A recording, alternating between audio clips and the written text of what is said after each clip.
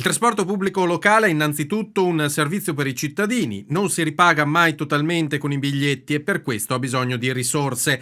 Come distribuire i fondi fra i vari attori del settore è in discussione a livello parlamentare e governativo ed è stato uno dei temi del convegno che si è tenuto questa mattina al Centro Congressi di Verona Fiere. Presenti vari esperti del settore, esponenti delle associazioni di categoria e delle aziende dei trasporti, oltre agli assessori di Lombardia e Piemonte. A fare gli onori di casa la vicepresidente del Veneto, Elisa De Berti. Un convegno molto importante, credo che sul TPL a Verona in Veneto sia da molti anni che non ne vengono fatti. Di fatto in questi ultimi anni si parla molto di trasporto pubblico locale e di risorse per il trasporto pubblico locale, sia gomma che ferro. Fra i relatori anche il presidente di ATV e di Confservizi Veneto, Massimo Bettarello. A livello nazionale bisogna fare lo stesso percorso che noi abbiamo fatto in Veneto nel 2013, cioè riconoscere quali sono i costi, calcolare quali sono i costi standard per l'erogazione del servizio e quali sono i livelli di servizio. Così facendo le risorse verranno distribuite in maniera adeguata.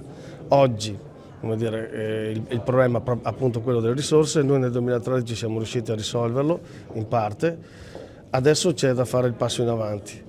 Ovviamente le scelte politiche che fa il governo noi, come dire, le subiamo e non entriamo nel merito, però è chiaro che perché ci sia oggettività, equità nella distribuzione bisogna premiare l'efficienza. Presentato anche uno studio di ISFORT, l'Istituto Superiore di Formazione e Ricerca per i Trasporti, da cui emerge come il Veneto presenti indicatori di performance tra i più elevati a livello nazionale. Abbiamo visto stamattina ISFORT ha presentato lo studio che è stato fatto sul trasporto pubblico locale del Veneto e sul livello di efficienza. Un dato per tutti, giusto per dimostrare, il Veneto è la prima regione a livello nazionale dove ha il rapporto costi-ricavi più alto, ossia oltre il 50%. Cosa vuol dire? Che di tutto il costo del trasporto pubblico locale in Veneto più del 50% viene coperto dalle tariffe e dagli abbonamenti, un dato da non